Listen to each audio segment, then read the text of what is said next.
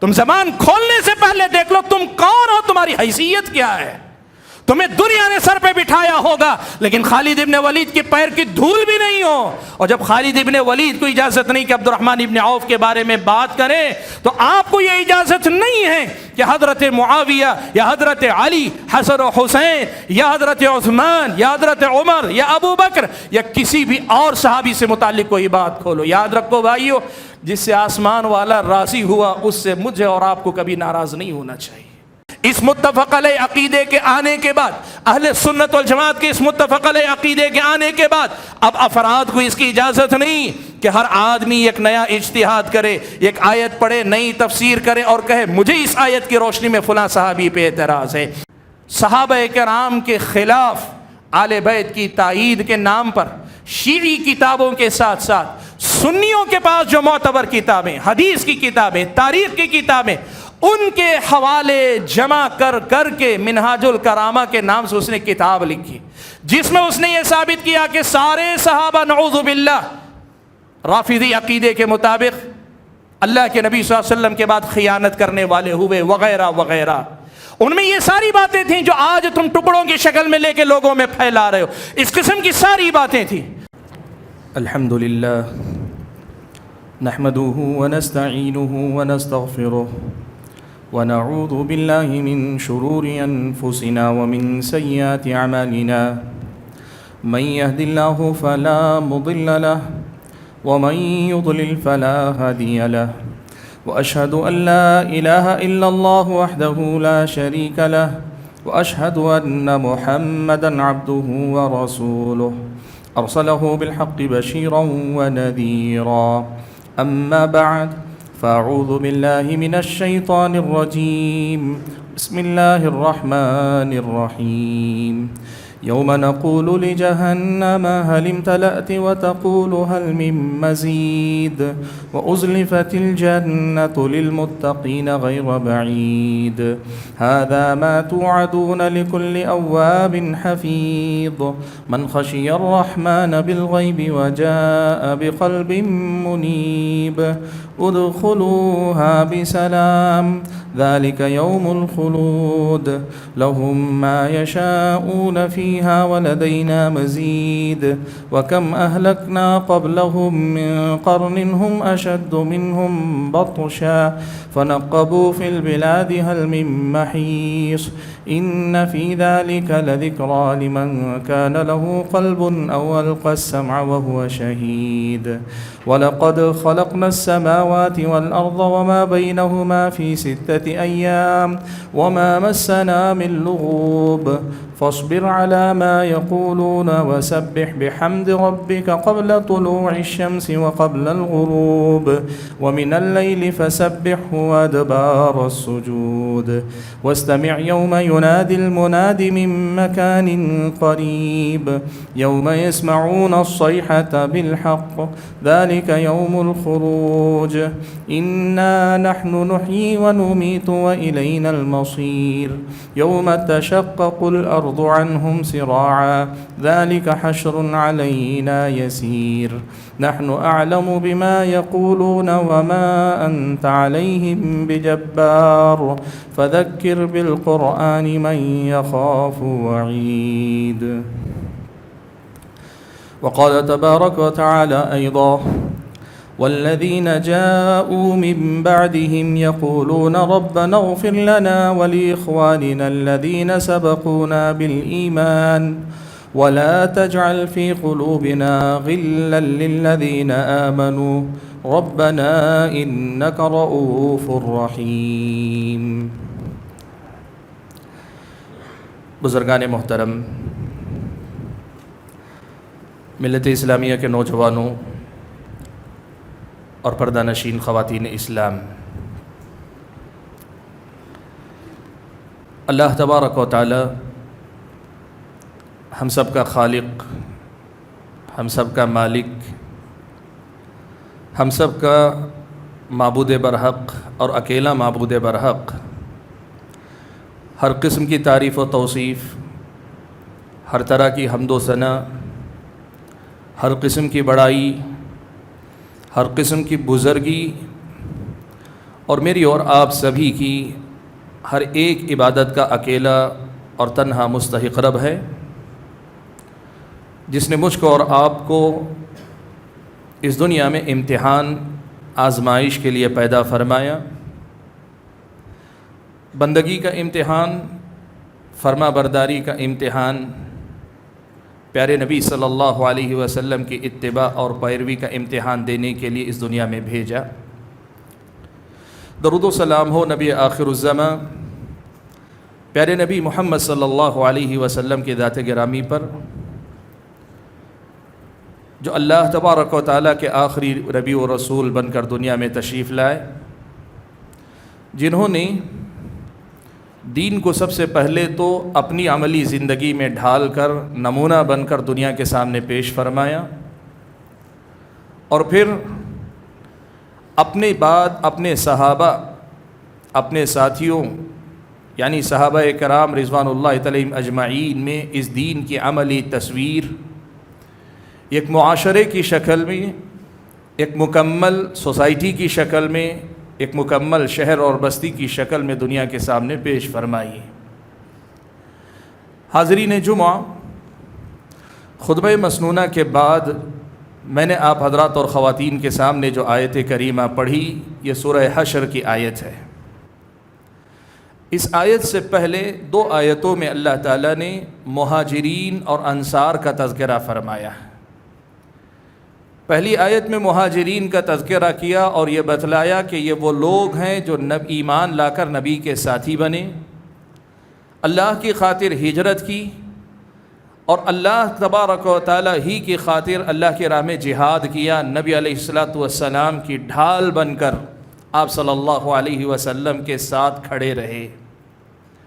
مہاجرین کے کمالات اور ان کی خوبیوں کا اجمالی تذکرہ کرنے کے بعد اللہ تبارک و تعالیٰ نے انصار کا تذکرہ فرمایا کہ انصار وہ ہیں جنہوں نے ایمان اور مومنین دونوں کو مدینہ کے اندر پناہ دی، اپنے آپ کی ضرورتوں کو قربان کر کے ایثار سے کام لیا اور مسلمانوں کو سہارا دیا، اسلام کو سہارا دیا، اور اپنے گھروں سے پہلے اپنے دلوں میں نبی کو اور نبی کے مہاجر صحابہ کو مقام دیا اور سب سے زیادہ ان سے محبت کی۔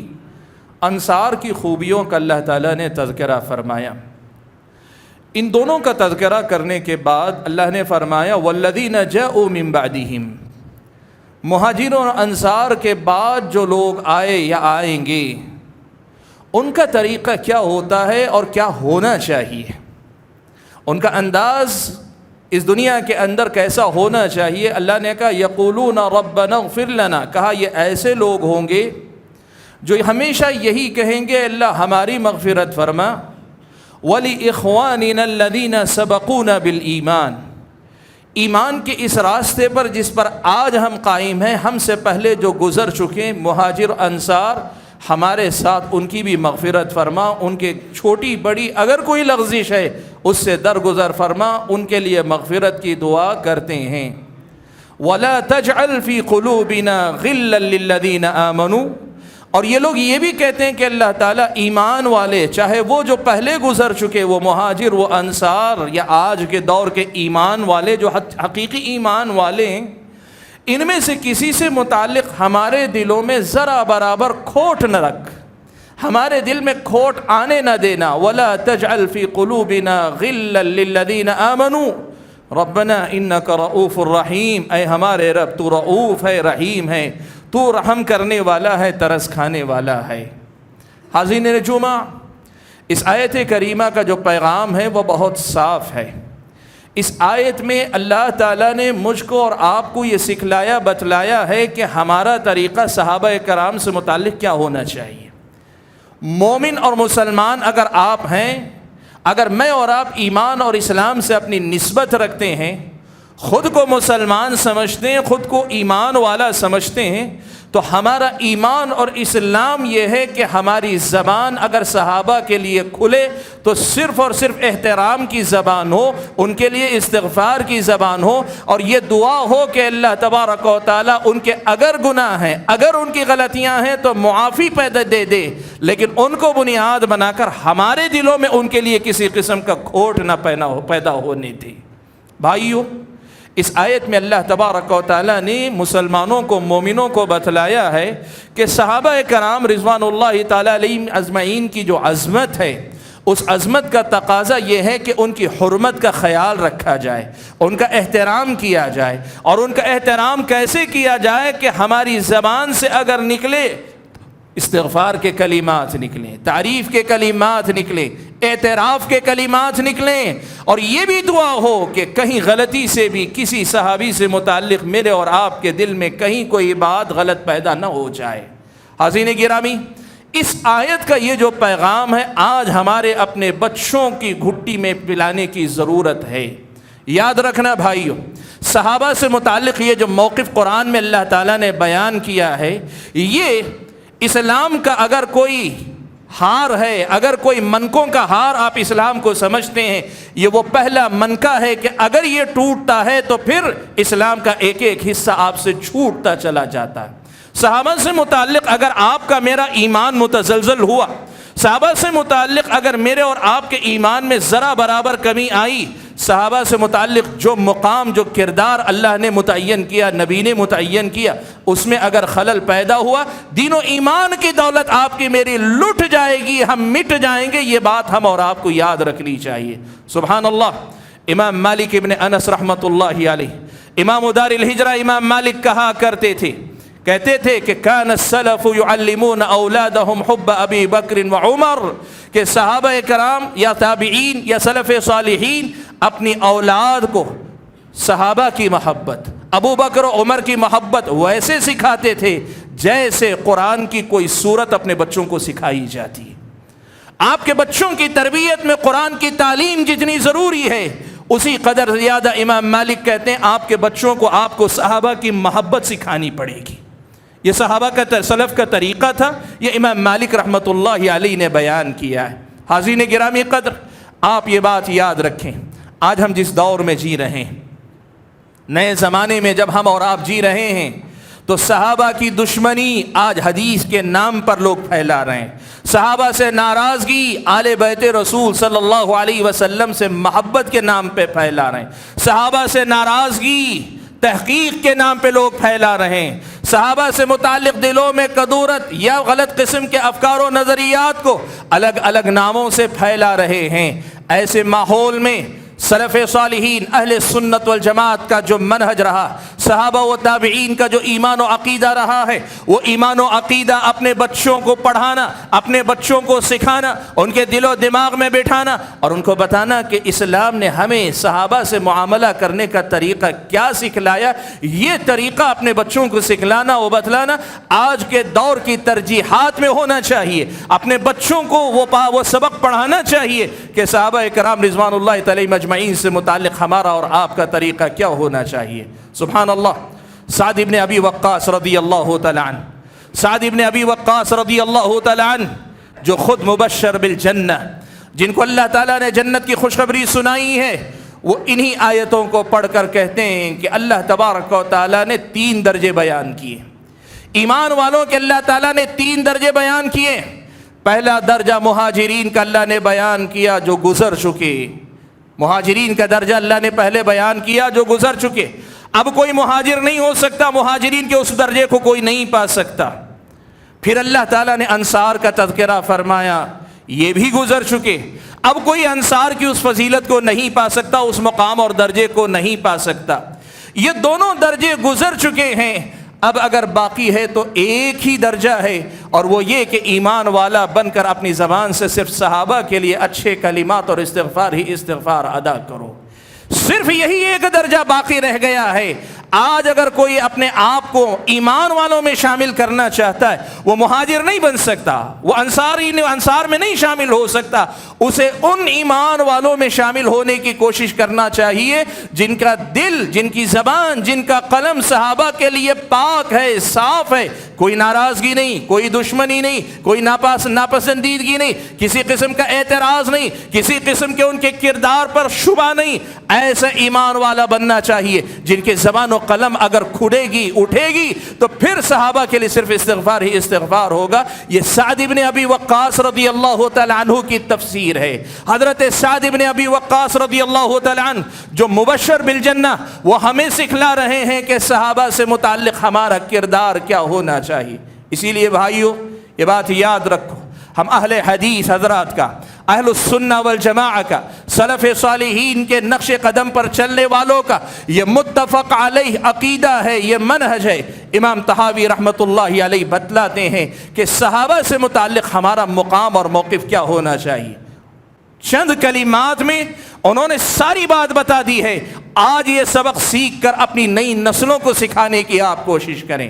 وہ کہتے ہیں وَنُحِبُّ أَصْحَابَ رَسُولِ اللَّهِ صلی اللہ علیہ وسلم، ہم یعنی اہل سنت، سلف صالحین کے منہج پر چلنے والے، محدثین کرام کے منہج کے علم بردار اور ترجمان، ہمارا طریقہ کیا ہے؟ ہم اصحاب رسول نبی علیہ الصلوۃ والسلام کے صحابہ میں سے سب سے محبت کرتے ہیں۔ جو صحابی کہلائے ہم اس سے آگے کچھ اور نہیں دیکھتے۔ جن کو صحابی ہونے کا شرف حاصل ہو گیا بس ہمارے لیے اتنا کافی، اس کے بعد مزید کوئی تحقیق نہیں، اس کے بعد مزید کوئی استفسار نہیں، مزید کوئی سوال نہیں۔ ہم صحابہ کرام سے محبت کرتے ہیں۔ وہ صحابی ہوئے، اللہ نے ان کو شرف صحبت دے دیا تو پھر وہ ہماری محبت کے مستحق ہو گئے۔ وَلَا نُفْرِطُ فِي حُبِّ أَحَدٍ مِّنْهُمْ، ہم صحابہ سے محبت کرتے ہیں لیکن کسی بھی صحابی کی محبت میں غلو نہیں کرتے۔ حضرت ابو بکر کو ابو بکر کے مقام پہ رکھتے ہیں، ان کو نہیں بڑھاتے ہیں۔ عمر کو عمر کے مقام پہ رکھتے ہیں، ان کو نہیں بڑھاتے ہیں۔ عثمان کو عثمان کے مقام پہ رکھتے ہیں، ان کو آگے نہیں بڑھاتے ہیں۔ علی کو علی کے مقام پہ رکھتے ہیں، ان کو آگے نہیں بڑھاتے ہیں۔ حسنین، حضرت حسن و حسین رضی اللہ تعالی عنہما کو ان کے مقام پہ رکھتے ہیں، آگے نہیں بڑھاتے۔ حضرت معاویہ کو ان کے مقام پہ رکھتے ہیں، اس سے آگے نہیں بڑھاتے۔ کسی کی محبت میں حد سے تجاوز کرنا یہ ہمارا طریقہ نہیں۔ کسی کی محبت میں تجاوز کرنا ہمارا طریقہ نہیں۔ جیسے کچھ لوگوں نے حضرت علی اور حضرت حسن و حسین کی محبت میں غلو کیا تو حضرت ابو بکر پہ اعتراض کیا، عمر پہ اعتراض کیا، حضرت عثمان پہ اعتراض کیا، یا بعد میں چل کر حضرت معاویہ پہ اعتراض کیا۔ ہم ایسے نہیں جو علی اور حضرت حسن و حسین کی محبت میں غلو کر کے کہ ان میں سے کسی صحابی یا دیگر صحابہ کی شان میں گستاخی کریں، اور ہم ایسے بھی نہیں جیسے ملک شام کے کچھ ناسمجھ نادان ایسے بھی تھے جو حضرت معاویہ رضی اللہ تعالی عنہ اور ان کے خاندان کی محبت میں غلو کر کے ناصبی بنے اور حضرت علی اور حسن و حسین کی محبت میں اور ان کی شان میں گستاخی کرنے والے ہوئے۔ اہل سنت ہم سب سے محبت کرتے ہیں، کسی ایک کی محبت میں حد سے تجاوز نہیں کرتے۔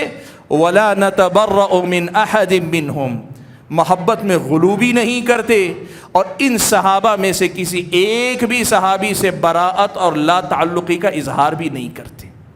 سب صحابہ ہمارے لیے صحابہ، سارے صحابہ ہمارے لیے صحابہ، ہم سارے صحابہ سے محبت کرتے ہیں، کسی صحابی کی شان میں غلو بھی نہیں کرتے ہیں، اور جن کے لیے شرف صحبت ثابت ہے، ہو گیا ہے، ان کے حق میں ہم کسی قسم کی برات کا اعلان بھی نہیں کرتے، لا تعلقی کا اظہار نہیں کرتے۔ وہ نبی کے ساتھی ہوئے تو ہماری محبت کے مستحق ہوئے، وہ نبی کے صحابی ہوئے تو ہمارے احترام کے مستحق ہوئے۔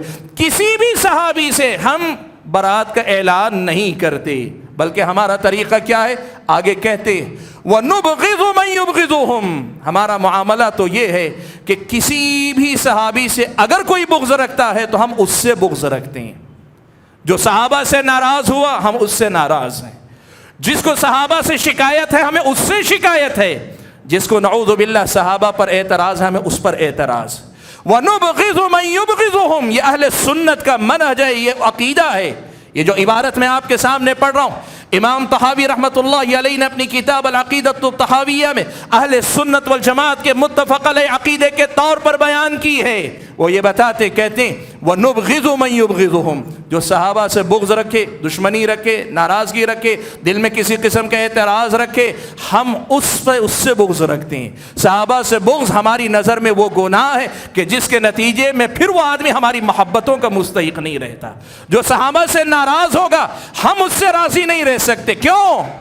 بھائیو، صحابہ وہ ہیں جن سے اللہ نے کہا رضی اللہ عنہم ورضوا عنہ، اللہ تعالیٰ ان سے راضی ہو گیا۔ جو صحابی ہو گئے اللہ ان سے راضی ہو گیا، اور جس سے آسمان والا راضی ہو گیا، زمین والوں کی حیثیت کیا کہ وہ کسی سے ناراض ہو۔ اور اگر کوئی ناراض ہوتا ہے تو اس کی ناراضگی کا کیا فرق پڑتا ہے صحابی کے مقام پر؟ ہاں، ہم ایمان والوں کے لیے البتہ یہ آزمائش ہوتی ہے کہ جو صحابہ سے ناراض ہوا ہم اس سے راضی کبھی نہیں ہو سکتے، ہم کبھی اس سے راضی نہیں ہو سکتے۔ یہ اہل سنت کا متفق علیہ عقیدہ ہے۔ کہتے ہیں وَنُبْغِضُ مَن يُبْغِضُهُمْ وَبِغَيْرِ الْخَيْرِ يَذْكُرُهُمْ، اور ہر وہ آدمی جو کسی بھی صحابی کا خیر کے علاوہ کسی اور انداز میں تذکرہ کرے، خیر کے علاوہ کسی اور حوالے سے تذکرہ کرے، یعنی برا تذکرہ کرے، ان کی خامیاں گنائے، ان پر اعتراضات کرے، تو ہم اس سے بغض رکھتے ہیں۔ یہ اہل سنت کا متفق علیہ منہج عقیدہ ہے۔ وَلَا نَذْكُرُهُمْ إِلَّا بِخَيْرٍ، یہ ہم اہل سنت کا عقیدہ ہے کہ ہم اگر ان کا ذکر کریں گے تو ذکر خیر ہی ہوگا، اچھی باتوں کے حوالے ہی سے ہم ان کا تذکرہ کریں گے۔ وَحُبُّهُمْ دِینٌ وَإِیمَانٌ وَإِحْسَانٌ، کہتے ہیں صحابہ سے محبت کرنا دین ہے، صحابہ سے محبت کرنا ایمان ہے، صحابہ سے محبت کرنا احسان ہے، یعنی ایمان کے کمال کا درجہ ہے۔ وَبُغْضُهُمْ كُفْرٌ وَنِفَاقٌ وَطُغْيَانٌ، اور صحابہ سے ناراضگی، دشمنی یا دل میں کسی قسم کی کدورت رکھنا یہ کفر ہے، یہ نفاق ہے، یہ اللہ تعالیٰ کے سامنے سرکشی ہے، نبی علیہ الصلوۃ والسلام کی تعلیمات کے سامنے سرکشی ہے۔ بھائیو، یہ اہل سنت والجماعت کا متفق علیہ عقیدہ ہے جو اپنے بچوں کو گھٹی میں پلانا چاہیے۔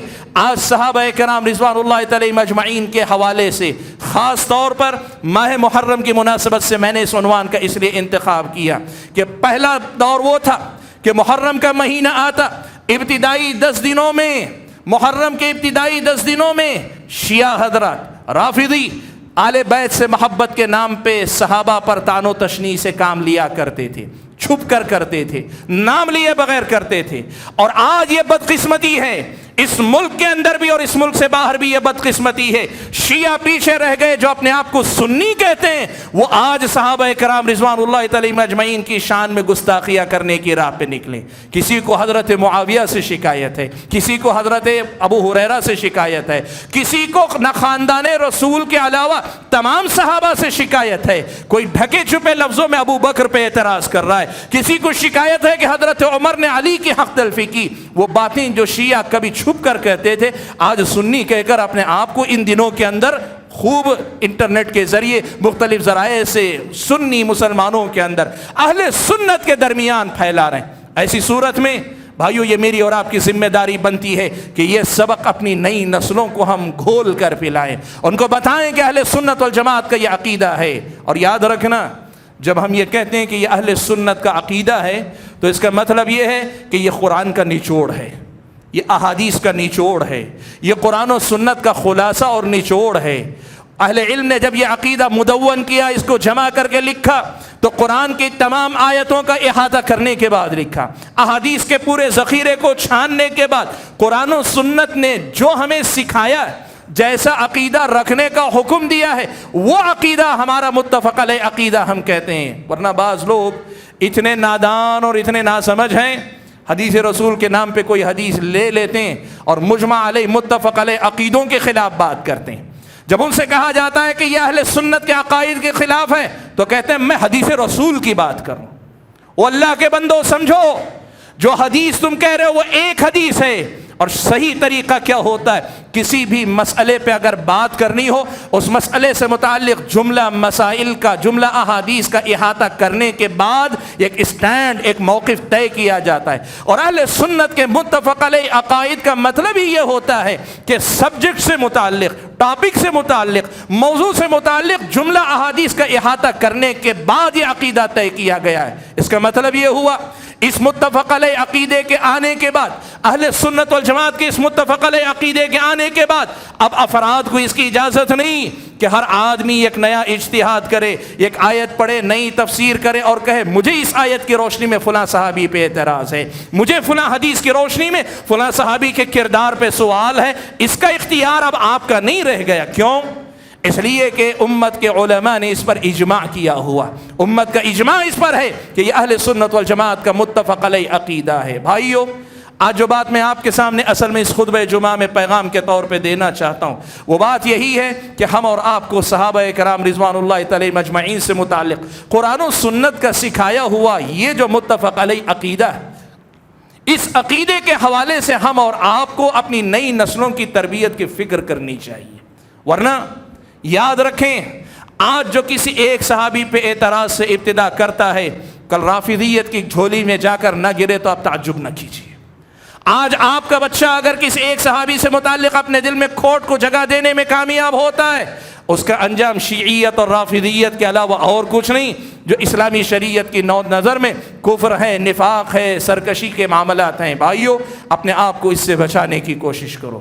میں آپ کو بتاؤں, آج کے دور میں شیعہ کی بات اپنی طرف چھوڑیے, سنیوں میں سے جو لوگ آج صحابہ پہ بات کرنا چاہتے ہیں, بنیادی طور پہ دو موضوعات, دو چیزوں کو بنیاد بنا کر گفتگو کرتے ہیں.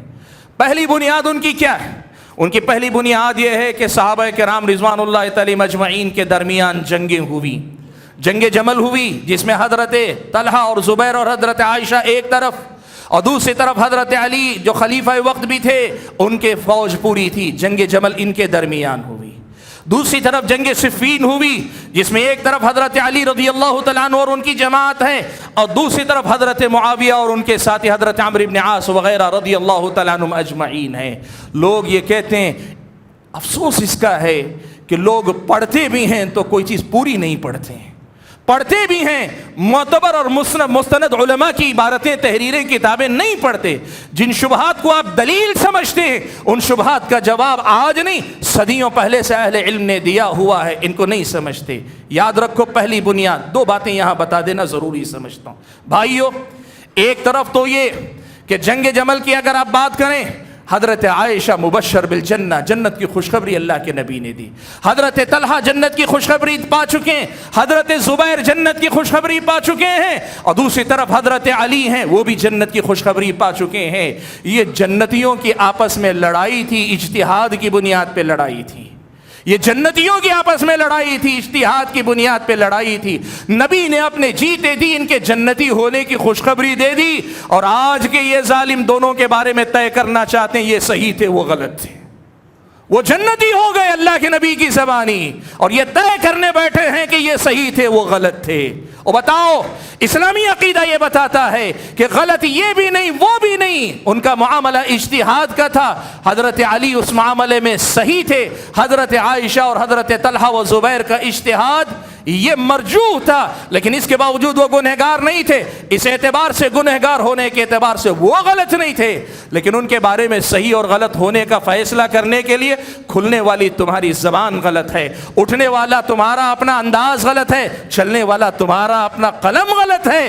صحابہ کا یہ معاملہ ہم اور آپ کو یاد رکھنا. اور دوسری بات یاد رکھو بھائیو, یہ جو جنگیں ہوئیں, یہ جنگ حضرت عثمان کے خون کا بدلہ فوراً لینا چاہیے کہ نہیں لینا چاہیے, اب لینا چاہیے کہ بعد میں لینا چاہیے, کیا بہتر ہے, اس مسئلے پر جنگ ہوئی تھی. یہ جنگ خود حضرت علی نے کبھی یہ نہیں سمجھی کہ یہ آل بیت اور صحابہ کے آپس میں لڑائی, خاندان رسول اور صحابہ کے درمیان لڑائی ہے, یہ تصور کہیں نہیں تھا سنیوں کے درمیان. رافضیوں نے اسے پیدا کیا. خود حضرت علی نے اسے یہ نہیں کہا کہ یہ میرے خاندان کے خلاف بغاوت کا معاملہ, مجھ سے ناراضگی کا معاملہ ہے, ہرگز نہیں. حضرت طلحہ کا جب حضرت طلحہ جنگ جمل میں شہید ہو گئے, حضرت علی کو بتایا گیا, حضرت علی رونے لگے, حضرت علی رونے لگے. اور اس کے بعد یہ معاملہ تھا حضرت طلحہ کے فرزند سے, جب کبھی حضرت علی کی ملاقات ہوتی حضرت علی یہ بات کہا کرتے تھے, مجھے اللہ تعالیٰ سے یہ امید ہے, میں یقین رکھتا ہوں کہ تمہارے باپ اور میں ان خوش نصیبوں میں ہوں گے جن کے بارے میں اللہ نے قرآن میں فرمایا علی سرر متقابلین, جنت میں تخت پر آمنے سامنے بیٹھ کے ہنستے بولتے ہوئے جنتی ہوں گے. سبحان اللہ. حضرت علی خود اس معاملے کو آل بیت اور اصحاب رسول کی جنگ نہیں سمجھتے تھے. اور یہ ظالم کہتے ہیں آج یہ مسئلہ ہے کہ بہت سارے لوگ ٹی وی پر، چینل پر، یوٹیوب پر، فیس بک پر یہ فتنہ اٹھائے ہوئے ہیں، صحابہ کو آپس میں لڑانے والا بتا کر، آل بیت سے دشمنی کرنے والا بنا کر، بالخصوص حضرت معاویہ رضی اللہ تعالیٰ عنہ کو نشانے پہ لے کر یہ گستاخیوں پہ گستاخیاں کرتے جا رہے ہیں۔ سبحان اللہ۔ سنو، تم وقت کے چاہے کتنے بڑے محقق ہو، حضرت ابن عباس سے بڑے تو محقق نہیں ہونا، تم وقت کے کتنے ہی بڑے علامہ ہو، حضرت ابن عباس سے زیادہ قرآن و سنت سمجھنے والے نہیں ہونا۔ حضرت ابن عباس رضی اللہ تعالیٰ عنہ کا یہ اثر سنو اور یاد رکھو۔ حضرت ابن عباس رضی اللہ تعالیٰ عنہ میں کہتے ہیں، لا تسبوا اصحاب محمد صلی اللہ علیہ وسلم، لوگو نبی علیہ الصلوۃ والسلام کے صحابہ میں سے کسی کو بھی برا بھلا مت کہو، نبی علیہ الصلوۃ والسلام کے صحابہ میں سے کسی کو بھی برا بھلا مت کہو۔ کیوں کہا؟ اس لیے حضرت ابن عباس کہتے ہیں، لأن اللہ امرنا بالاستغفار لهم، اللہ تعالیٰ نے ہمیں جو حکم دیا ہے وہ یہی کہ ہم ان کے حق میں صرف مغفرت کی دعا کریں۔ جب اللہ کا حکم مغفرت کی دعا کرنے کا ہے تو ہم ان کے حق میں اپنی زبان کو غلط طریقے سے نہ کھولیں۔ یہ کہنے کے بعد حضرت ابن عباس نے جو بات کہی، یہ کون ابن عباس ہے؟ ترجمان قرآن ہیں۔ یہ کون ابن عباس ہیں؟ جو اللہ کے نبی صلی اللہ علیہ وسلم کی زبانی قرآن کی سمجھ کی دعا پائے ہوئے ہیں کہ اللہ تعالیٰ نے ان کو قرآن کی سمجھ عطا کی ہوئی۔ یہ ابن عباس کہتے ہیں، لوگو اللہ نے جب صحابہ کے حق میں صرف استغفار کرنے کا حکم دیا ہے، اللہ تعالیٰ جانتا تھا کہ یہ صحابہ آگے جا کر لڑیں گے بھی۔ اللہ تعالیٰ جانتا تھا کہ ان صحابہ میں سے بعض کے درمیان آپس میں لڑائیاں ہوں گی، اس کے باوجود بھی جب اللہ تعالیٰ نے صرف استغفار مانگنے کے لیے کہا ہے تو پھر تمہیں بھی یہ سمجھ لینا چاہیے کہ ان لڑائیوں کو بنیاد بنا کر ان میں سے کسی کو برا بھلا کہنے کی تمہیں کوئی چھوٹ نہیں ہے۔ یہ حضرت صحابہ کا ایمان ہے، یہ حضرت ابن عباس کا ایمان و عقیدہ ہے جس کی دعوت ہم آج پوری دنیا کو دینا چاہتے ہیں۔ ابن عباس کہتے ہیں، اللہ نے جب استغفار مانگنے کرنے کا حکم دیا سب کے لیے ایک جیسی دعا، تو اللہ تعالیٰ جانتا تھا کہ یہ آپس میں چل کر لڑیں گے۔ اسی طرح ضحاک ابن مزاحم کا بھی یہ قول ایسا ہی ملتا ہے، وہ بھی یہی کہتے ہیں کہ اللہ تبارک و تعالیٰ نے صحابہ کے بارے میں ہمیں اپنی زبانوں کو روکنے کا حکم دیا، حالانکہ اللہ تعالیٰ کو معلوم تھا پہلے ہی سے کہ ان کے درمیان کچھ مسائل میں اختلاف ہوگا۔ اس کا مطلب کیا ہوا بھائیو؟ اس کا مطلب یہ ہوا کہ جب حضرت ابن عباس نے یہ منہج، یہ عقیدہ، یہ ایمان ہمیں دے دیا ہے تو ہمیں آج ان کی جنگوں میں اپنے آپ کو فیصل بنا کر داخل کرنے کی جرات اور غلطی نہیں کرنی چاہیے۔ صحابہ کے درمیان فیصلہ کرنے والا بن کر اپنے آپ کو داخل نہیں کرنا چاہیے۔ تاریخ کی لمبی لمبی کتابوں کا نام لے کر اپنے آپ کی قابلیت دکھلانی نہیں چاہیے۔ یہ احادیث رسول میں سے بعض احادیث کا تذکرہ کر کے لوگوں میں انتشار کی فضا نہیں پیدا کرنی چاہیے۔ یہ صحابہ ہیں جنہوں نے قرآن سمجھا، یہ صحابہ ہیں جنہوں نے احادیث سمجھی، اور وہ بتلا رہے ہیں کہ اللہ کو معلوم تھا پہلے ہی سے۔ پھر بھی اللہ نے ایمان والوں کا طریقہ یہی بتلایا ہے کہ ایمان والے ان کے حق میں صرف دعا ہی دعا کریں۔ سبحان اللہ۔ ماں عائشہ صدیقہ رضی اللہ تعالی عنہ کہتی ہیں، یہ عجیب معاملہ ہے، اللہ تعالیٰ نے صحابہ کے حق میں استغفار اور دعا کرنے کا حکم دیا، یہ ظالم صحابہ کے حق میں گستاخیاں کرتے ہوئے پھرتے ہیں۔ حضرت عائشہ کے اس جملے کا مطلب سمجھاتے ہوئے قاضی عیاض رحمۃ اللہ علیہ نے لکھا ہے، کہتے ہیں مصر میں کچھ لوگ تھے جو حضرت معاویہ کو برا بھلا کہتے تھے، شام میں کچھ لوگ تھے جو حضرت علی کو برا بھلا کہتے تھے، اور خوارج کا طبقہ تھا جو دونوں کو برا بھلا کہتا تھا۔ حضرت عائشہ رضی اللہ تعالیٰ عنہا نے انہی تین طبقات کو نشانے پہ رکھ کر یہ کہا ہے، اللہ نے حکم دیا تھا کہ صحابہ کے حق میں دعا کرو، استغفار کرو، اچھے کلمات کہو، اور یہ ظالم ہیں کہ ان کے حق میں بدزبانی ہی بدزبانی کرتے چلے جا رہے ہیں۔ سبحان اللہ۔ حضرت عبداللہ ابن عمر، بھائیو دیکھو، ہم یہ کہتے ہیں نا کہ قرآن اور سنت دین ہے، اور قرآن اور سنت کا وہی معنی و مفہوم ہمارا دین ہے جو صحابہ نے سمجھا تھا۔ دیکھو صحابہ نے کیا سمجھا۔ حضرت عبداللہ ابن عمر رضی اللہ تعالیٰ عنہما ایک مجلس میں موجود تھے، ایک آدمی آیا، بعض مہاجرین کے بارے میں زبان درازی کرنے لگا، کچھ برا بھلا کہنے لگا۔ حضرت عبداللہ ابن عمر رضی اللہ تعالیٰ عنہما نے اسے بلا کر یہی سورہ حشر کی 3 آیتیں جو خطبے کے آغاز میں نے ذکر کی، پہلی آیت جو مہاجرین سے متعلق ہے پڑھ کر اس سے پوچھا، بتاؤ تم ان میں سے ہو؟ حضرت عبداللہ ابن عمر نے پوچھا، ان میں سے ہو؟ اس آدمی نے کہا، نہیں میں تو نہیں ہوں مہاجرین میں سے۔ دوسری آیت پڑھی انصار سے متعلق، پوچھا چلو ٹھیک ہے ان میں سے نہیں تو کہ انصار میں سے، اس آیت میں جن کا تذکرہ ان میں سے ہو؟ کہا نہیں میں انصاری بھی نہیں ہوں. حضرت عبداللہ ابن عمر نے پھر تیسری آیت پڑھی, وہی آیت جو آیت آج میں آپ کے سامنے رکھ رہا ہوں. پڑھنے کے بعد اچھا یہ بتاؤ تم ان میں سے ہو؟ تو اس آدمی نے کہا کہ ہاں امید کرتا ہوں کہ میں ان میں سے ہوں گا. حضرت عبداللہ ابن عمر نے کہا غلط, تو ان میں سے نہیں ہو سکتا, اس لیے کہ تیری زبان صحابہ کے لیے پاک نہیں ہے. ان میں سے ہونے کے لیے ضروری ہے کہ تیرا دل صاف ہو اور تیری زبان کھلے تو صرف استغفار کے لیے کھلے. جب تیری زبان صرف استغفار کے لیے نہ کھل کر اعتراضات کے لیے کھلتی ہے تو تو ان میں سے بھی نہیں ہے. اور اس کا مطلب یہ ہوا بھائیو, ایمان والوں کے ان تینوں طبقات میں سے نہیں تو پھر تمہارا ٹھکانہ کہاں ہے خود طے کر لو. سبحان اللہ, یہ صحابہ کا منہج ہے. صحابہ بتلا رہے ہیں کہ ہم اور آپ کو کیسے ایمان اور عقیدے والا ہونا چاہیے. بھائیو میں آپ کو بتاؤں, حضرت عمر ابن عبدالعزیز رحمۃ اللہ علیہ, آپ جانتے ہیں حضرت عمر ابن عبدالعزیز رحمۃ اللہ علیہ کے مقام اور مرتبے کو. حضرت عمر ابن عبدالعزیز رحمۃ اللہ علیہ کے سامنے ایک آدمی نے آ کر پوچھا کہ اے عمر آپ بتائیے کہ یہ جنگ جمل میں صحابہ میں آپس میں لڑائی ہوئی, جنگ صفین میں حضرت معاویہ اور علی صحابہ کے درمیان لڑائیاں ہوئی, آپ کیا کہتے ہیں, آپ کا اسٹینڈ کیا ہے, آپ کا موقف کیا ہے؟ یہ وہی جو آج نوجوان کرنا چاہتے ہیں, کتابوں کے حوالے لے لے کر پھرتے ہیں, تاریخ کی کتابیں, بعض حدیثوں کا حوالہ لے کر پھرتے ہیں. حضرت عمر ابن عبدالعزیز تو جانتے متفق علیہ امام ہیں, ان سے لوگوں نے پوچھا آپ کا اسٹینڈ کیا ہے. سبحان اللہ, دیکھو ایمان والوں کا طریقہ کیا ہوتا ہے, صحابہ سے سیکھو, سلف صالحین سے سیکھو. عمر ابن عبدالعزیز رحمۃ اللہ علیہ نے کہا تل کا دیما ان کف اللہ یدی عنہا, کہا یہ وہ خون ہے, جب بہا تھا خون جنگوں کے اندر, اللہ نے میرے ہاتھوں کو اس سے آلودہ ہونے سے بچا لیا. یعنی اللہ نے مجھے اس وقت اس جنگ میں شامل نہیں کیا, یہ اللہ کا بہت بڑا کرم. اس لیے کہ چاہے ادھر سے کچھ مارے جاتے, چاہے ادھر سے کچھ مارے جاتے, بہرحال صحابہ اور تابعین ہی کا تو خون تھا.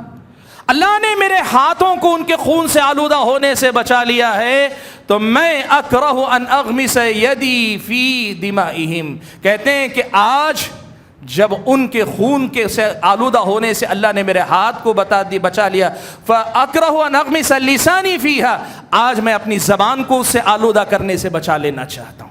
مطلب یہ ہوا کہ اللہ نے اگر اس دور میں اس جنگ میں ہمیں نہیں رکھا تھا تو اللہ کا کرم تھا ہم پر, یہ اللہ کا کرم تھا کہ اللہ نے اس وقت ہمیں بچائے رکھا, وہ جو واقعات ہوئے ان سے ہمیں بچائے رکھا. اب کیوں خواہ اپنی آپ کو اپنی زبان استعمال کر کے ادھر یا ادھر کسی ایک کی شان میں گستاخی کرنے والے بنو. یہ وہ منہج ہے جو صحابہ کے بعد تابعین تبع تابعین نے ہمیں سکھلایا. بھائیو اسی منہج کو لے کر چلنے والے بنو. بھائیو ایک بات, ایک تو یہ منہج ہے کچھ لوگوں نے صحابہ کی جنگوں کے متعلق بنیاد بنا کر گفتگو کرنی چاہیے, گستاخی کرنی چاہیے. میں نے اشاروں میں بات کہی, ان باتوں کو بار بار سنیے, آپ کو سمجھ میں آئے گا کہ اہل سنت کے ایمان و عقیدہ کس قدر جامع ہے, کس قدر زیادہ محفوظ عقیدہ ہے. اور دوسری طرف کچھ نادان بھائی ایسے ہیں, حدیث کی کتابوں میں سے بعض حدیث کی کتابوں کے بعض احادیث کا حوالہ لے کر یہ کہتے ہیں کہ حضرت معاویہ حضرت علی پر اعتراض کرتے تھے, حضرت معاویہ حضرت علی کو برا بھلا کہتے تھے, وغیرہ وغیرہ. بھائیوں اب تک کی گفتگو سے یہ بات صاف ہے, یہ سچ ہے کہ صحابہ میں سے بعض صحابہ کے درمیان بعض مسائل کو لے کر اختلاف ہوا, ناراضگی بھی تھی, لیکن اس کے باوجود بھی اللہ تبارک و تعالیٰ نے ہمیں اپنی زبان ان کے بارے میں کھولنے کی اجازت نہیں دی. آپ زیادہ سے زیادہ حدیث کی روشنی میں کیا ثابت کر سکتے ہیں؟ یہی نہ کہ یہ ان سے کہیں ناراض تھے, ان کے دل میں کہیں کچھ ناراضگی تھی, کبھی انہوں نے اپنی زبان سے کچھ سخت کلمات کہے یا انہوں نے ان کے بارے میں کچھ سخت کلمات کہے.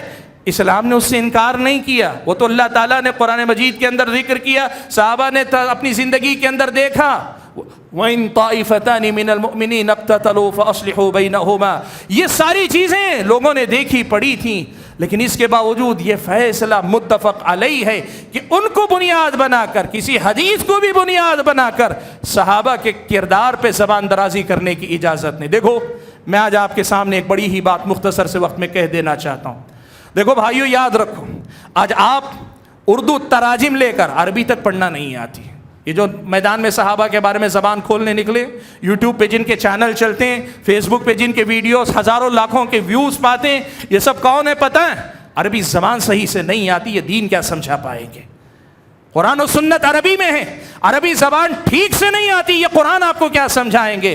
اردو تراجم کو لے کر لوگوں کے پیچھے پڑے رہتے ہیں. اور ہمارے اپنے نوجوانوں کی بدقسمتی, یہ اردو ترجموں کے کٹنگز لے کر, ان کے پی ڈی ایف سے فوٹوز لے کر سمجھتے ہیں کہ بہت بڑی تحقیق کرنے نکلے. سنو, علامہ ابن تیمیہ رحمۃ اللہ علیہ کے زمانے سے ذرا پہلے ایک رافضی گزرا ابن مطہر الحلی کے نام سے. ابن مطہر الحلی کے نام سے ایک رافضی گزرا. اس رافضی نے کیا کیا؟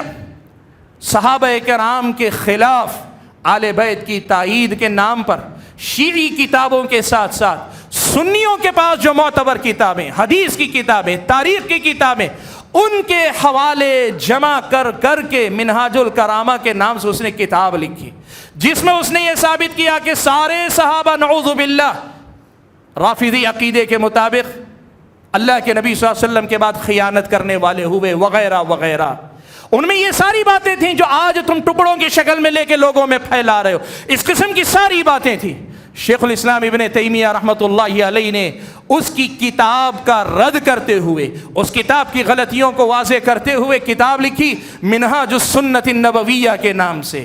منہاج الکرامہ کے مقابلے میں منہاج السنت النبویہ کے نام سے کتاب لکھی اور اس رافضی کے تمام اعتراضات کا دندہ شکن جواب دیا. اور یہ بات یاد رکھو، ابن تیمیہ کو گزرے ہوئے تقریباً 7 صدیاں گزر چکی، تقریباً 600 سال 700 سال کا عرصہ ہو چکا ہے. آج تک اس منہاج السنہ کا کوئی جواب نہیں دے سکا. میں کیوں ان کا حوالہ دے رہا ہوں؟ اس لیے دے رہا ہوں کہ آج جو یہ روایتیں حدیثوں کے ٹکڑے لے کر یا حدیثوں کے بعض الفاظ لے کر لوگوں میں انتشار کی فضا پھیلا رہے ہو، سنو، ابن تیمیہ جیسا محقق جس نے اس میدان کی ایک ایک روایت کا تحقیقی جائزہ لیا ہے، تحقیقی جائزہ لینے کے بعد ابن تیمیہ نے اس موضوع پہ کیا بات کہی؟ کہتے ہیں کہ دیکھو، صحابہ کرام رضوان اللہ تعالی مجمعین کے درمیان جو کچھ بھی معاملات ہوئے، ان میں ہمیں یہ بات معلوم ہونی چاہیے. سب سے پہلی بات کہ صحابہ کے بارے میں جو روایتیں نقل کی جاتی ہیں، ان میں کی اکثر روایتیں جھوٹی ہیں. پہلی بات، صحابہ کے بارے میں جو تاریخ کے حوالے نقل کیے جاتے ہیں، بسا اوقات بعض حدیثوں سے حوالے دیے جاتے ہیں، ان میں کی اکثر روایتیں موضوع گھڑی ہوئی ہیں یا انتہا درجے کی ضعیف ہیں. یہ پہلی بات. دوسری بات، ان میں سے جو صحیح ہیں، یعنی اس کا مطلب یہ کہ بعض صحیح روایتیں بھی ہیں، کہ ان میں سے جو صحیح ہیں ان صحیح روایتوں کے ساتھ ظالموں نے، صحابہ کے مخالفین نے یہ معاملہ کیا ہے کہ یا تو ان حدیثوں میں کچھ اضافہ کر دیا ہے یا حدیثوں میں سے کچھ گھٹا دیا ہے، جس کے نتیجے میں حدیث کا جو حقیقی مفہوم تھا وہ نہ ہو کر ایسا مفہوم اس سے نکالا گیا کہ صحابہ پہ اعتراض کی بنیاد بن گئی. یہ دوسری وجہ. کہا کہ ایک تو یہ کہ جو صحیح ہیں اس میں یا تو گھٹا دیا گیا یا بڑھا دیا گیا، یہ ہوا ہے. اور اگر اس کے بعد بھی کچھ روایتیں اگر صحیح ہیں، بالکل صحیح ہیں، کچھ روایتیں جن میں کوئی حذف و اضافہ نہیں، کمی زیادتی نہیں، بالکل صحیح روایتیں ہیں جن سے صحابہ پر اعتراض بن سکتا ہے، تو اگلا جواب یاد رکھو، اگلی بنیاد یاد رکھو کہ صحابہ ان معاملات کے اندر مجتہد تھے، یعنی انہوں نے اجتہاد کیا تھا. ایک چیز ہوتا ہے گناہ کو گناہ سمجھ کر اس کا ارتکاب کرنے والا، اور دوسری چیز ہے کسی دینی مسئلے میں اجتہاد کرنے والا. جیسے جنگوں کے اندر صحابہ نے جو شرکت کی، دونوں طرف کے صحابہ نے اجتہاد کیا تھا، اور اجتہاد کے نتیجے میں ان کو جو صحیح لگا اس پر انہوں نے عمل کیا ہے. کہا ابن تیمیہ نے کہ اس میں مجتہد تھے، اور اجتہاد کے بعد اگر کوئی غلطی کرتا ہے، اجتہاد میں غلطی ہوتی ہے تو اسلامی شریعت کی نظر میں ایسا آدمی گنہگار بھی نہیں ہوتا. صحیح بھی ہیں روایتیں تو ان کی اجتہادی غلطی ہے جس میں ان کو گناہ نہیں ملتا، الٹا ان کو کم از کم ایک اجر اللہ تعالیٰ نے دیا ہے. تو گویا جو روایتیں صحیح ثابت بھی ہیں ان میں وہ مجتہد تھے اور اس پر ان کو کم از کم ایک اجر ملا ہے. آج تم ان پر اعتراض کرنے کے لیے چلے ہو. آگے مزید لکھتے ہیں، ابن تیمیہ نے آگے مزید لکھا ہے، اگر اس کے بعد بھی اگر ان کے کچھ گناہ ثابت ہو جاتے ہیں، واقعی صحابہ میں سے بعض سے غلطی ہوئی ہے، تو یہ بھی یاد رکھو کہ اللہ تعالیٰ نے اس کے بعد جو ان کو زندگی دی ہے، ہو سکتا ہے انہوں نے اس سے توبہ کر لی ہو سکتا ہے انہوں نے بعد کی زندگی میں توبہ کر لی ہو. اور آپ دیکھو جو جنگوں میں شریک ہوئے صحابہ تھے ان میں سے بعض کی زندگی میں اس کا ثبوت ملتا ہے کہ بعد کے زمانے میں افسوس کرتے تھے، کہتے تھے کاش کہ ہم نے اس میں شرکت نہ کی ہوتی تو اچھا ہوتا.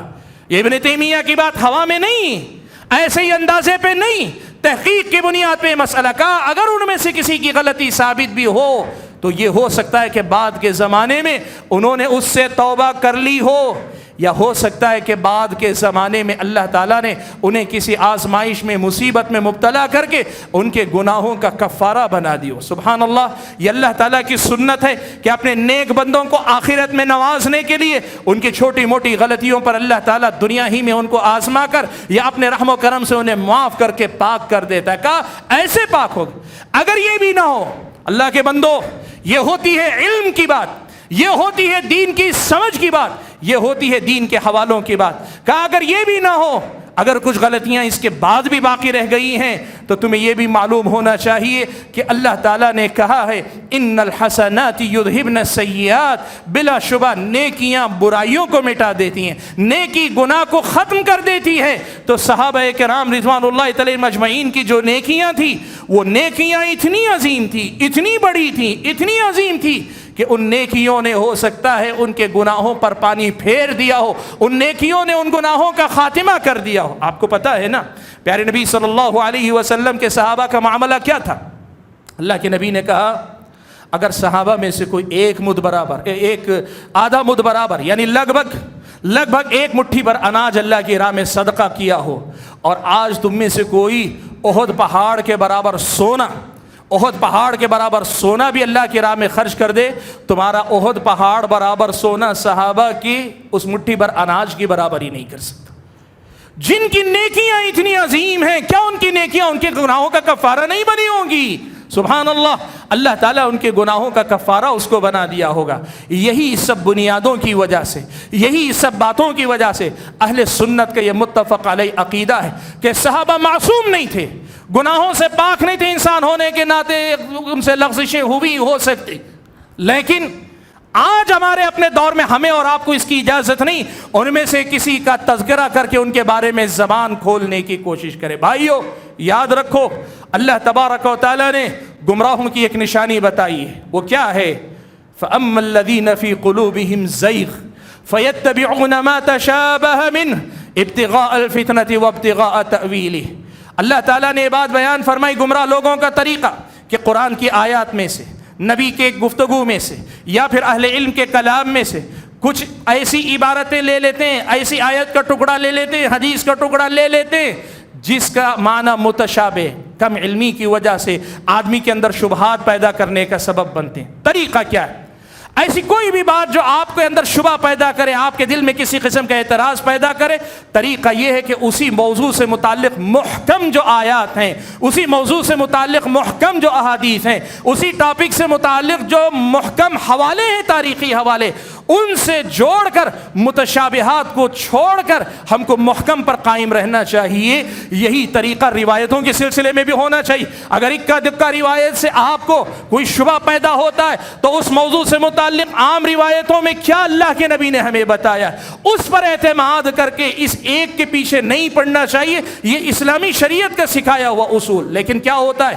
فَأَمَّا الَّذِينَ فِي قُلُوبِهِمْ زَيْغٌ، جن کے دلوں میں ٹیڑھ پن آ جائے، جن کے دلوں میں اللہ تعالیٰ نے فتنے میں مبتلا کرنے، فتنے کا بیج بو دیا ہو، جو اپنے آپ کو فتنے میں مبتلا ہی رکھنا چاہتے ہو، وہ کیا کرتے ہیں؟ محکم کی طرف نہیں جاتے، متشابہ کے پیچھے ہی دوڑتے ہیں۔ بھائیو یہ ہیں آپ جن روایتوں کو لے کر دوڑتے ہیں، ان روایتوں کی حقیقت۔ میرے پاس وقت نہیں ہے کہ میں بہت زیادہ تفصیل میں جاؤں، آخری دو باتیں آپ کے سامنے 2 منٹ میں ختم کرتا ہوں۔ بھائیو دیکھو، اللہ کے نبی صلی اللہ علیہ وسلم کے زمانے میں حضرت خالد ابن ولید، حضرت عبد الرحمن ابن عوف، ان دونوں میں تھوڑی سی ناراضگی ہو گئی، کسی مسئلے پہ بات ہو گئی۔ انسان تھے، صحابہ کے پاس اپنے معاملات ہوتے تھے۔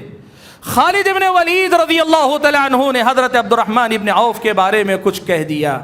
اللہ کے نبی صلی اللہ علیہ وسلم نے سن لیا تو آپ نے فرمایا لا تسبوا اصحابی، تم میرے صحابہ کو برا بھلا مت کہو۔ عبد الرحمن ابن عوف مبشر بالجنہ، جنت کی خوشخبری اللہ تعالیٰ نے ان کو دی ہوئی ہے۔ کیا ہوا؟ خالد ابن ولید نے حضرت عبد الرحمن ابن عوف پہ بات کی۔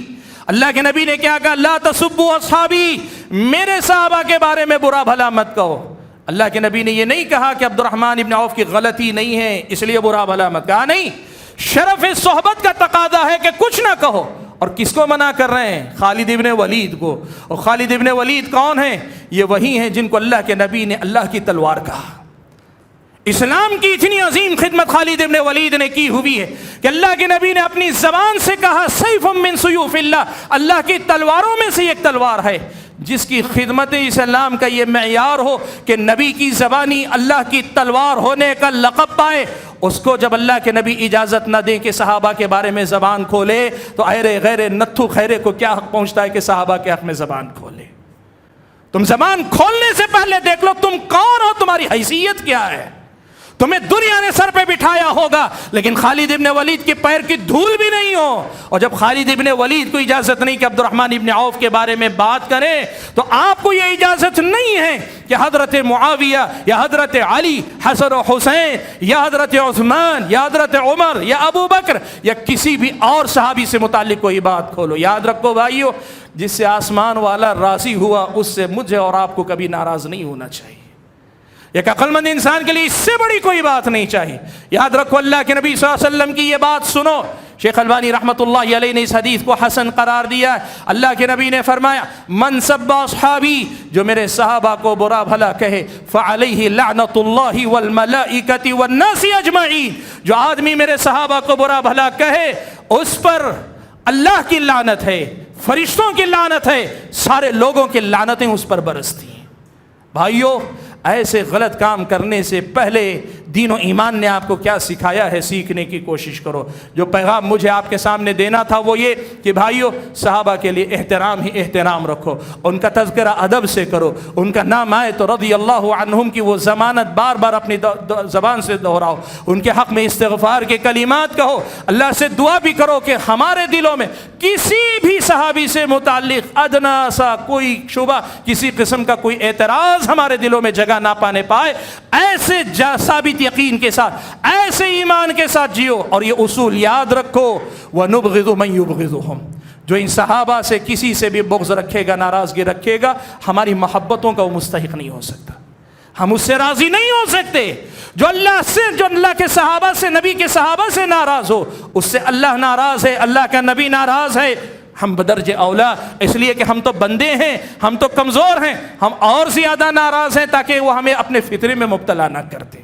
بھائیو، مجھے زیادہ کچھ نہیں کہنا، وقت میں نے زیادہ لیا، لیکن اس موضوع کو اس محرم کے مہینے میں یاد دلانا ضروری تھا۔ حرمت والے زمانے مہینے میں، حرمت والے اس مہینے میں صحابہ کی حرمت کو جس طرح لوگ پامال کرتے ہیں، بدقسمتی یہ رافضی محرم کے مہینے میں زیادہ کرتے تھے، جو سنی سمجھتے ہیں سال کے 12 مہینے کرتے ہیں۔ یہ سچائی ہے ہمارے زمانے کی۔ ایسی صورت میں ہمارے سنت کی یہ ذمہ داری بنتی ہے کہ دفاع صحابہ کے نام پر صحابہ کے حقیقی مقام سے لوگوں کو واقف کروائیں، اور قرآن و سنت کے یہ اصول جو صحابہ نے اپنے الفاظ میں ہمیں سمجھائے ہیں، یہ دنیا والوں کو سمجھا کر بتلا کر لوگوں کے دین و ایمان کی حفاظت کرنے کی کوشش کریں۔ یاد رکھو بھائیو، اس امت کے اندر سب سے پہلی بدعت، سب سے پہلا فرقہ، سب سے پہلی گمراہی خوارج کی آئی تھی، اور خوارج کی بنیادی غلطی ہی یہ تھی کہ وہ صحابہ سے ناراض تھے۔